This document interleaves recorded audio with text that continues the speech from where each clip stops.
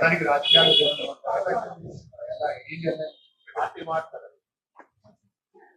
తెలుసు. Next question.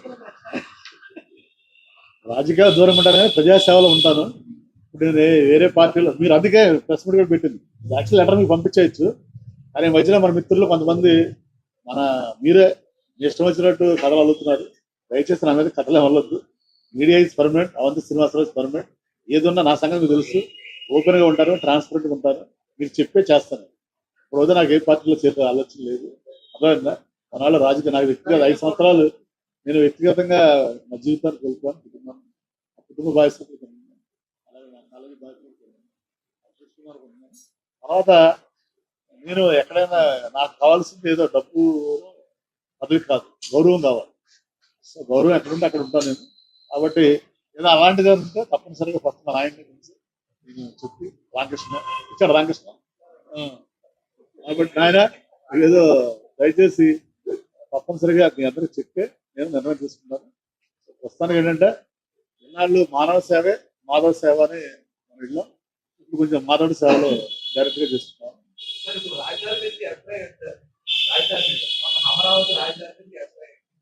నీ అభిప్రాయం నా అభిప్రాయం ఉండదు. ప్రజల అభిప్రాయం మన అభిప్రాయం.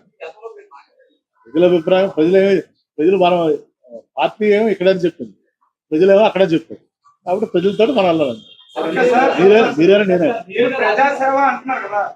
ప్రజారాజ్యం, టీడీపీ, వైసీపీ అంటే ప్రజాసేవ వ్యక్తిగత లబ్ధ అంటే డబ్బులు, ధనం అవన్నీ కాదు, గౌరవము, పదవి అని అడిగారు.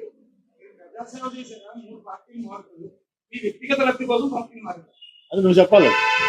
నువ్వు 16 ఏళ్ళు చూస్తాను నన్ను. నేను వ్యక్తిగత లబ్ధి ఏమన్నా పొందానో పొందలేదో నీకు తెలుసు. నేను ఏ వ్యక్తిగత లబ్ధి పొందాను? College permission తీసుకున్నానా?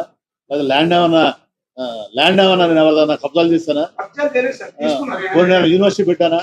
ఇంకా కన్ఫర్మేషన్ శ్రీనివాస్ నా గురించి బాగా తెలుసు. నా ఫీజులు తగ్గించారు ఇంకా లాస్ట్ ఇయర్. నాకేం యూనివర్సిటీ ఇవ్వాల, వేరే వాళ్ళు తెలుగుదేశం వాళ్ళు యూనివర్సిటీ ఇచ్చారు. అర్థమైందా? నేను ఎప్పుడు కూడా రాజకీయాలకు వచ్చి ఒక నిర్ణయం తీసుకున్నాను. ఏంటంటే వ్యక్తిగతంగా లబ్ధి పొందడానికి కాదు రాజకీయం. రాజకీయం అనేది ప్రజాసేవ చేయడం.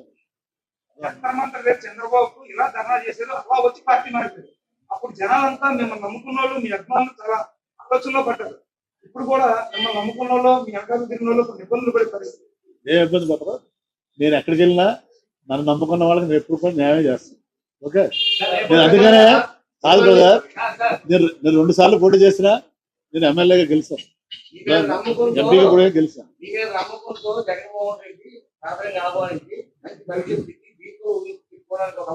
మంచి